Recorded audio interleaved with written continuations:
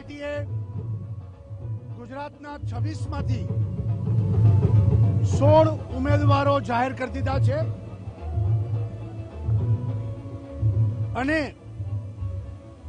ચૂંટણીના કાર્યક્રમો પણ આવતીકાલથી શરૂ થાય છે 24, 25, 26 એટલે ભારતીય જનતા પાર્ટી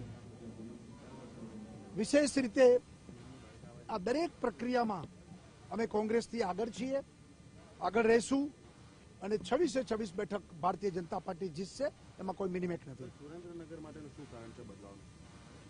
ત્યાંના કાર્યકર્તાઓએ જે કંઈ લાગણી વ્યક્ત કરી છે એના આધારે અમે લોકોએ નિર્ણય કરતા હોય છે.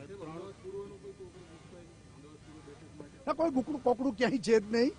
એક પછી એક અમે જાહેરાત કરતા જાય છે. 3 વિધાનસભાની પેટા ચૂંટણીની પણ હા, એ જાહેરાત થઈ ગઈ છે. 3 ધારાસભ્યોના નામો પણ અમે જાહેર કરી દીધા છે. ધીરે ધીરે થઈ જશે.